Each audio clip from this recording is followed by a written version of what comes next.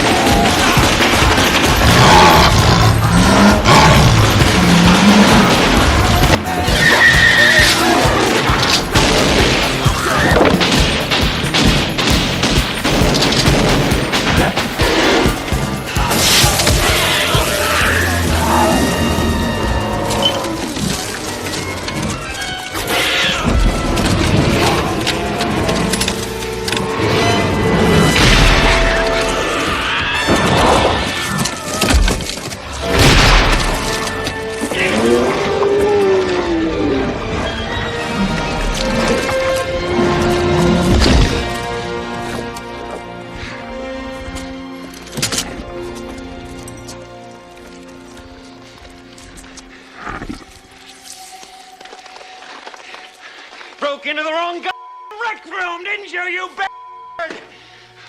After one of the most epic gun battles in the history of cinema, Bert finishes off the Graboid with an elephant gun, but is unable to shoot through the dirt to kill the two remaining monsters. While one Graboid traps Bert and Heather on their roof, Stumpy continues to analyze the town for weaknesses, eventually overturning the weakest shelter and eating a neighbor named Nestor. Val and Earl come up with a plan to use a bulldozer and semi-trailer to haul the survivors to safety, as the cat is extremely slow but also too heavy for the Graboids to overturn or damage.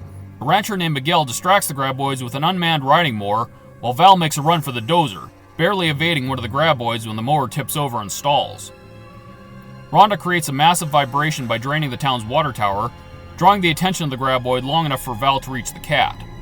Loading the trailer with weapons and survival gear, our heroes successfully evacuate the town as the frustrated Graboids circle around them. As the bulldozer nears the mountains, it suddenly falls through the undermined road, and Val realizes that the Graboids were intelligent enough to dig a trap ahead of them. As the monsters begin pulling the trailer underground, Bert tosses a homemade bomb to drive them off. What the hell's in those things, Bert? A few household chemicals in the proper proportion. The extreme sound and shockwave from the blast hurts the Graboids and sends them fleeing at full speed, allowing the townsfolk to flee to a rocky outcrop, but preventing them from reaching the safety of the mountains. Earl comes up with a plan to draw the Graboids in by throwing rocks, and then tossing out a bomb on a rope. A Graboid swallows the bomb and violently explodes, spraying viscera all over the rocks. With Stumpy now the last Graboid standing, our heroes attempt to finish him off with a bomb as well.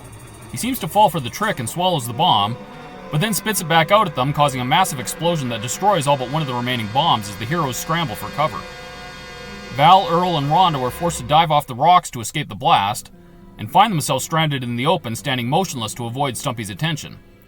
The others on the rocks cause a massive commotion to draw Stumpy away, but Val refuses to underestimate the intelligence of the Graboid again. This ain't smarter than us. With the last bomb in hand, Val abruptly bolts for the precipice of a nearby cliff, forcing Rhonda and Earl to run with him as Stumpy chases them down. Stranded at the edge of the cliff, Val intentionally waits until Stumpy is close, and then throws the bomb in the monster's wake. The painful force of the blast from behind him causes Stumpy to blindly stampede straight towards our heroes. Run, Val, run!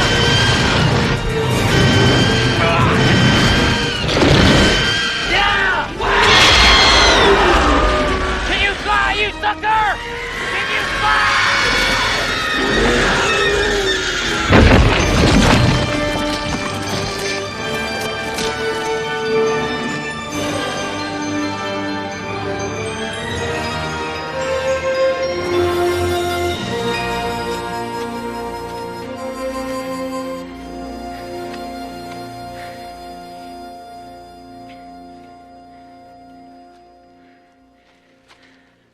Well, it just suddenly hit me, you know.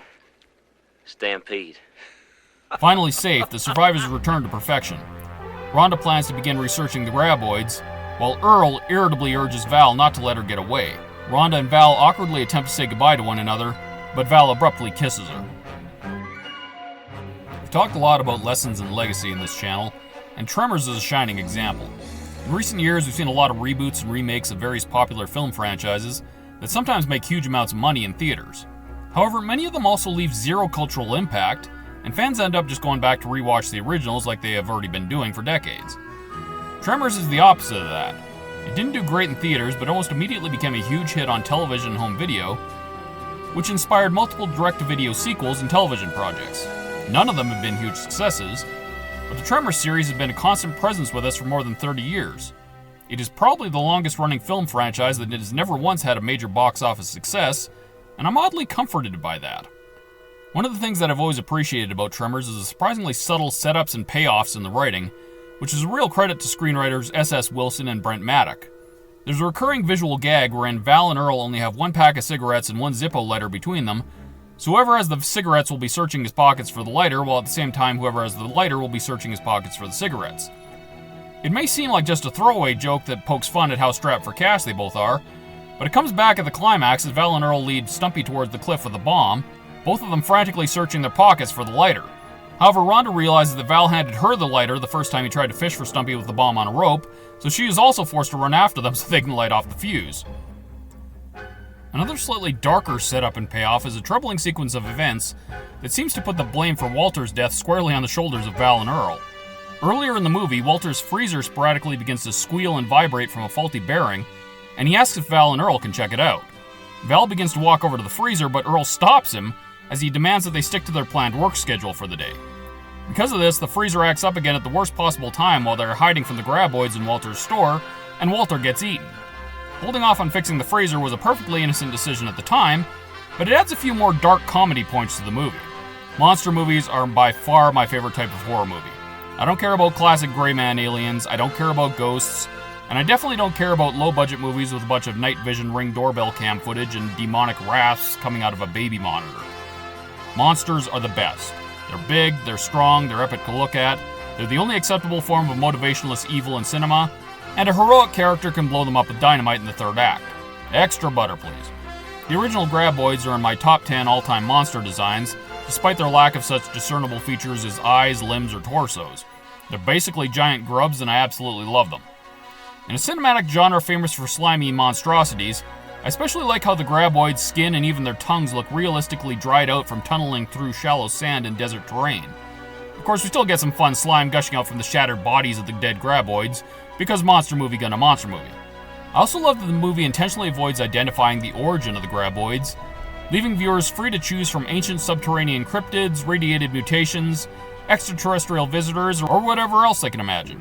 Believe it or not, there was a time when Hollywood knew that not everything needed an origin story like, say, the origins of freaking Mount Doom in Amazon's The Rings of Power!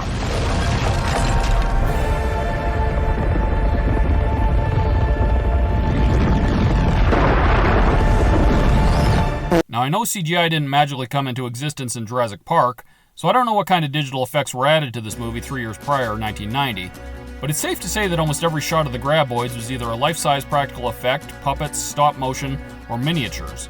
All of them blend seamlessly into the real-world backdrops and human interactions, making Tremors one of the most lifelike monster movies ever made. This is especially impressive when you consider this is also one of the few monster movies with enough guts to feature the majority of their monster scenes in broad daylight. There's a reason why even great movies like Alien went to such great lengths to conceal their monstrous creation with darkness and endless corridors of venting steam pipes. It wasn't entirely because the film was an experiment in fear, and certain scenes were deleted from the final cut simply because perceived imperfections in the practical alien design were too evident in those shots. Did you guys see that excise clip where the alien does that weird crab walk thing towards Lambert? Yeah, the finished movie did not suffer from losing that one. Either way, you gotta give props to Tremors for taking the risk of the best disinfectant. The later sequels, despite having smaller direct-to-video budgets, still managed to incorporate some decent CGI, including fully digitally rendered Graboids, but it didn't matter. The reality was immediately gone, and thus the magic was gone. I'm actually glad the sequels exist, mostly because Michael Gross is an international treasure, and I'm glad he found a role to keep him going in the limelight after Family Ties ended. I'm not going to knock the sequels, they're all fun, but the first movie is the only one I can call great, and the hard reality is that the loss of great practical effects after the second movie has severely damaged the franchise. Well, that and the fact that they never brought Reba McEntire back for a single one of the sequels.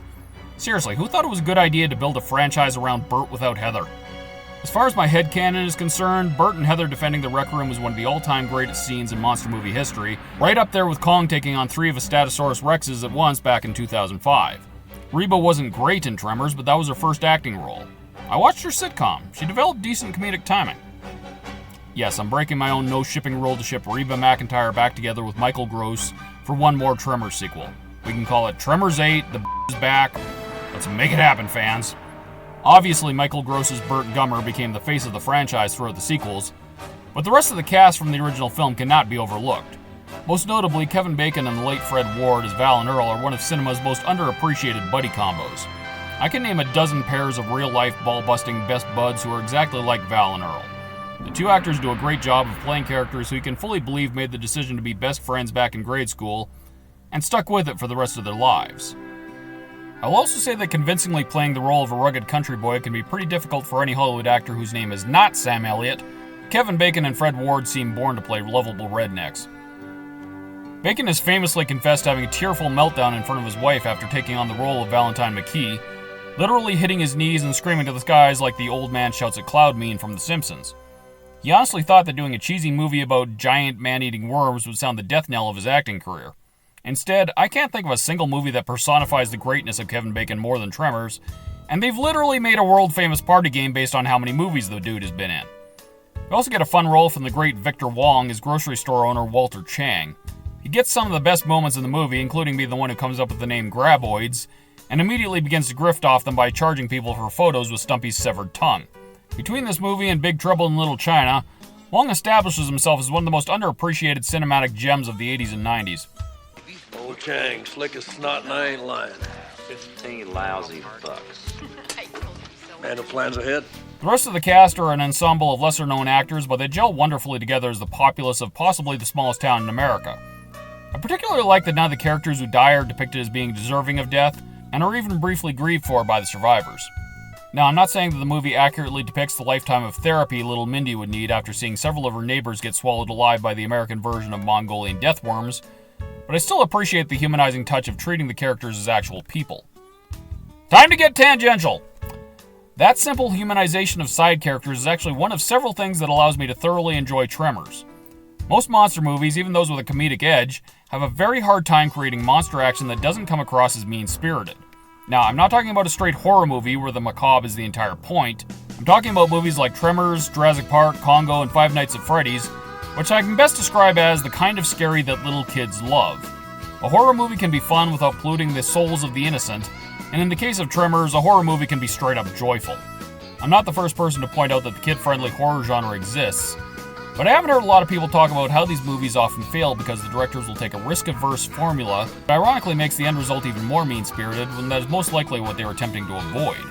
This mean-spirited aspect is most often accomplished by incorporating the simple and seemingly safe trope of having unlikable characters get eaten by monsters. Safe filmmakers pig-headedly believe that feeding baddies to monsters will make the violence more palatable to a general audience, but the result is that we end up apathetically watching a movie full of one-note villainous caricatures whose fates we don't care about and has become a truly annoying cop-out. Even in the recent Godzilla and King Kong movies in the legendary Monsterverse, which have not been overtly blue-haired because, they're about big monkeys punching big lizards in the face, I keep noticing that the characters who I agree with the most are the ones who I'm supposed to think of as the villains. Seriously, that grizzled old pilot guy would have been the hero of Godzilla Kong: The New Empire if it had been made 20 years ago. But in 2024, the veteran Monster World explorer is relegated to middle-aged white guy status, which means that he has a 5-year-old temper tantrum in a subterranean Walmart and gets eaten by a tree, because that's considered safe filmmaking by these idiots. It's a monster movie, you Hollywood retards! You already have built-in villains! They're called the monsters! Anywho, that safe problem is exactly what Tremors managed to avoid because the writers and director Ron Underwood had enough respect for the ability of an audience to handle a basic range of human emotions.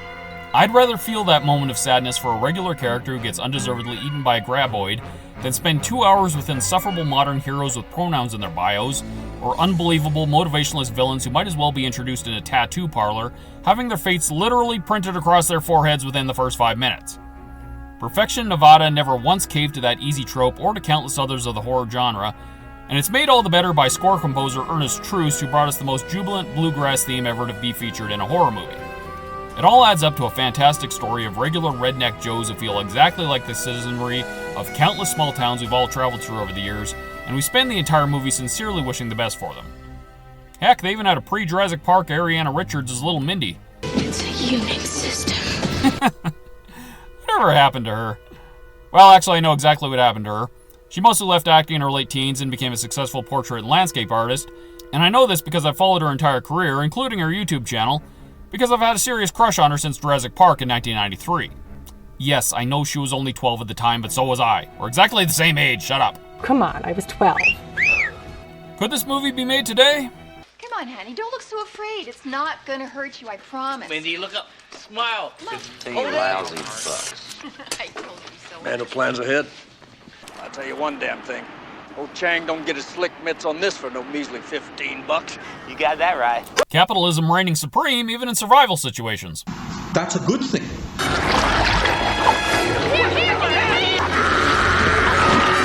Hashtag Stop Asian Hate. Just a quick thing before we get started. I know that on our donation page, we still have the Geeks and Gamers logo. I just want to say that I really We talked about this, and you know, we're really not affiliated with Geeks and Gamers as far as I'm concerned. Presented without comment. Hell yes, we're gonna take your AR-15, your AK-47. Bert got one and killed one!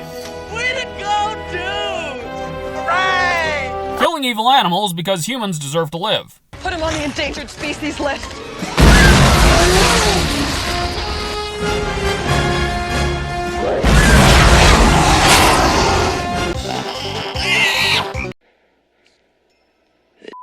Ain't smarter than us. I really hate to think that Jurassic Park started the trend of humans deserve to lose in monster movies, and I'm actually more comfortable putting the blame for that on the Lost World Jurassic Park.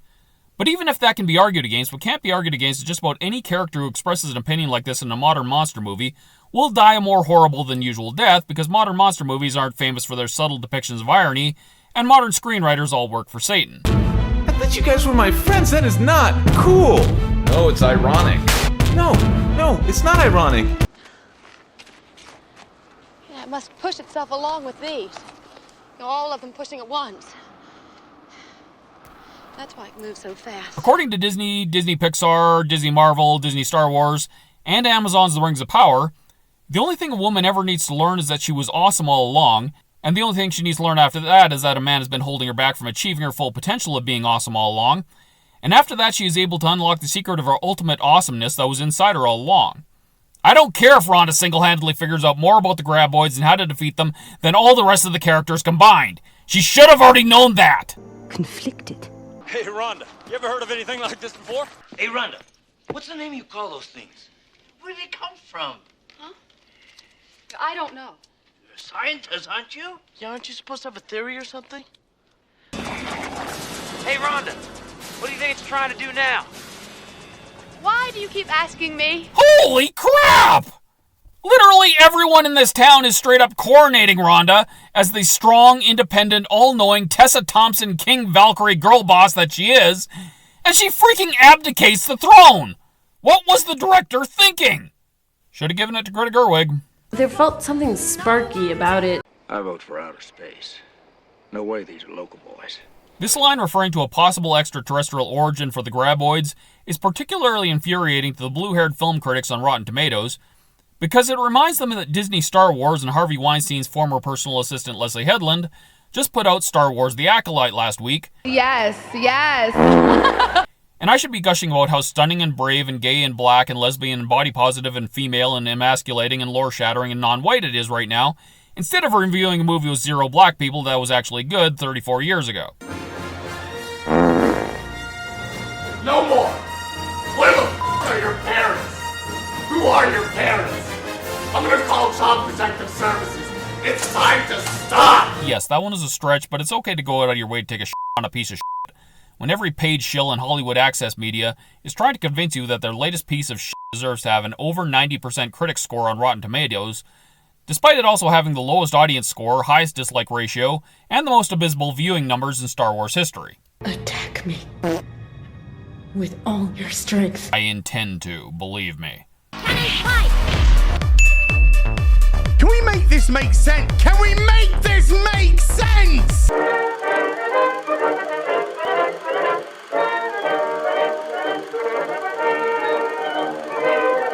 Yes. Hey, who the hell's that? That's not what's his name, the grad student. Nah, I graduated. Must be the new one. New one. That's supposed to be a girl. Male reality.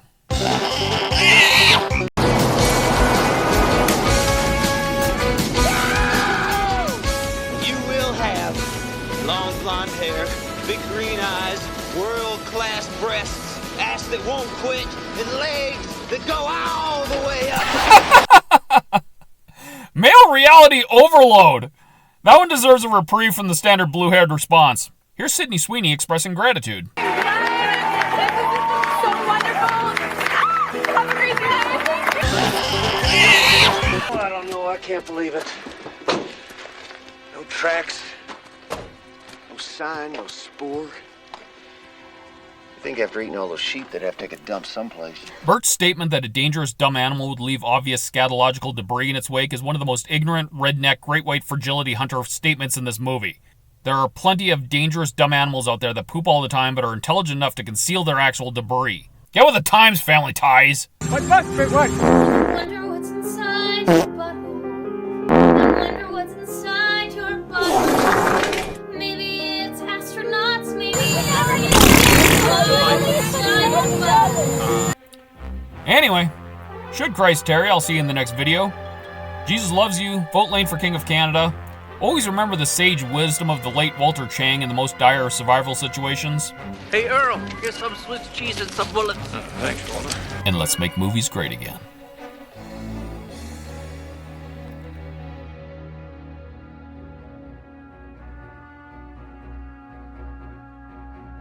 Put him on the endangered species list. Oh, no. Why are you gay? Come on, Monroe! Come on, man.